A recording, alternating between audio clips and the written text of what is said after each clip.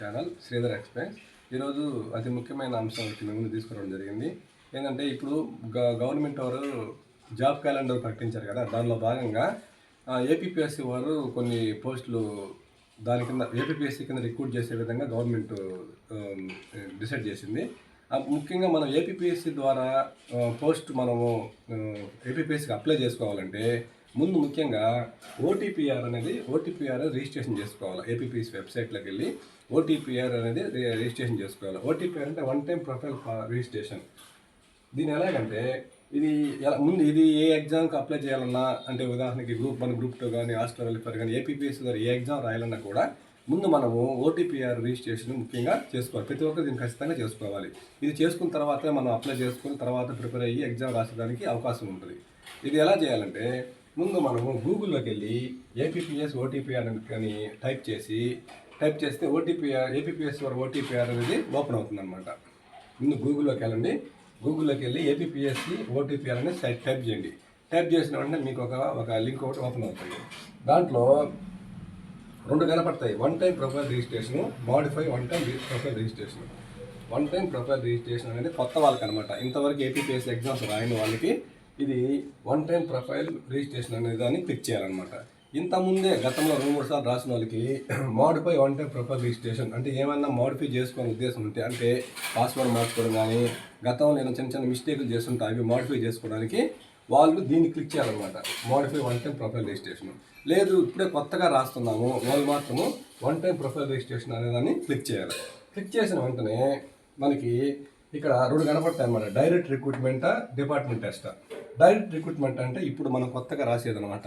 ఇప్పుడు జాబ్ క్యాలెండర్లో ప్రకటించిన అన్నీ కూడా డైరెక్ట్ రిక్రూట్మెంట్ కింద వచ్చే పోస్ట్ అనమాట. ఈ డిపార్ట్మెంట్ టెస్ట్ అంటే ఎవరికంటే ఆల్రెడీ ఎంప్లాయీస్ ఉంటారే, ఆ ఎంప్లాయీస్ రాసేవి డిపార్ట్మెంట్ టెస్టులు. ఆ డిపార్ట్మెంట్ టెస్టులు కూడా ఏపీపీఎస్సీ వారే కండక్ట్ చేస్తారు. అందుకని ఆల్రెడీ ఎంప్లాయీస్ డిపార్ట్మెంట్ టెస్ట్ రాసేవాళ్ళు దాన్ని క్లిక్ చేసుకోవాలి. లేదు మనం ఎంప్లాయీ కాదు, అన్ఎంప్లాయీస్ ఇప్పుడు జాబ్స్ రాస్తున్నాము, వాళ్ళు డైరెక్ట్ రిక్రూట్మెంట్ మీద క్లిక్ చేయాలి. క్లిక్ చేసిన వెంటనే మనకి ఒక అప్లికేషన్ అనేది ఓపెన్ అవుతుంది అనమాట. దాంట్లో మనం 10th నుంచి డిగ్రీ, ఇంటర్ అన్ని మొత్తం డీటెయిల్స్ ఉంటాయి, బేసిక్ డీటెయిల్స్.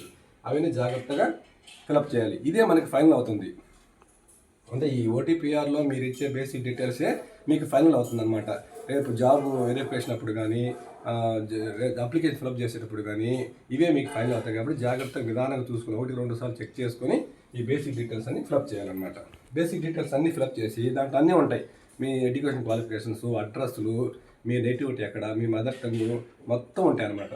తర్వాత ఫోటో, మనము మంచి ఫోటో అంటే స్పెట్స్ లేకుండా, టోపీ లేకుండా మంచి ఫోటో స్కాన్ చేసుకొని 50 KB ఉండే విధంగా, అంటే బిలో 50 KB లెంత్ ఉండే విధంగా, డైమెన్షన్ వచ్చి 3.5 సెంటీమీటర్ నుంచి 4.5 సెంటీమీటర్ ఉండే విధంగా దాన్ని సెట్ చేసుకొని స్కాన్ చేసుకుని ఆ ఫోటోని మనం అప్లోడ్ చేయాల్సి వస్తుంది. దీంట్లో డైరెక్ట్ రిక్రూట్మెంటు, ఓటీపీఆర్ రిజిస్ట్రేషన్లో. నెక్స్ట్ అదేవిధంగా సిగ్నేచర్, మనం క్యాండిడేట్ సిగ్నేచర్ ఒక కాగితం మీద చేసుకొని దాన్ని స్కాన్ చేసుకొని దాన్ని కూడా అప్లోడ్ చేయాల్సి వస్తుంది. ఇవన్నీ కూడా ఎప్పుడంటే డైరెక్ట్ రిక్రూట్మెంట్ కింద వన్ టైం ప్రొఫైల్ రిజిస్ట్రేషన్ చేసేవాళ్ళు ఖచ్చితంగా ఇవన్నీ కూడా ఫాలో అవ్వాలి. ముఖ్యంగా ఏంటంటే మళ్ళీ చెప్తున్నాను, బేసిక్ డీటెయిల్స్ మొత్తం 1-2 సార్లు చెక్ చేసుకొని బేసిక్ డీటెయిల్స్ ఫిలప్ చేయాలి. నెక్స్ట్ ఫోటో బిలో 50 KB ఉండే విధంగా స్కాన్ చేసుకొని అప్లోడ్ చేయాలి. నెక్స్ట్ సిగ్నేచర్ కూడా స్కాన్ చేసుకొని అప్లోడ్ చేయాలి.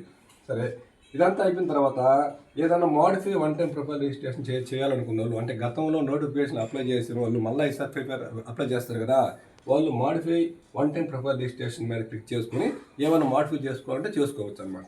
ఇదంతా అయిపోయిన తర్వాత ఏపీపీఎస్సీ వారు మనకి ఓటీపీఆర్ ఐడి అనేది ఒకటి కేటాయిస్తుంది ప్రతి ఒక్కరికి. అది ఆ ఐడియా మనది అవుతుంది అనమాట. అంటే రేపు ఎప్పుడైనా మనం నోటిఫికేషన్ పడిన తర్వాత ఎగ్జామ్ అప్లై చేసేటప్పుడు ఆ ఓటీపీఆర్ ఐడితో మనము లాగిన్ అయ్యి, ఓటీపీఆర్ ఐడితో లాగిన్ అయ్యి మనం పాస్వర్డ్ సెట్ చేసుకో ఉంటాము. ఆ ఓటీపీఆర్ ఐడి పాస్వర్డ్ కొట్టగానే మన డీటెయిల్స్ అన్నీ దాంట్లో మళ్ళీ మనం అప్లై చేసేటప్పుడు మన డీటెయిల్స్ సబ్మిట్ చేయగల మీ ఓటీపీఆర్ చేసిన డీటెయిల్స్ అన్ని దాంట్లో కనిపిస్తాయి అన్నమాట. అప్పుడు ఈజీగా మనం అప్లై చేసేదానికి అవకాశం ఉంటుంది. ఓకే, థ్యాంక్ యూ అండి.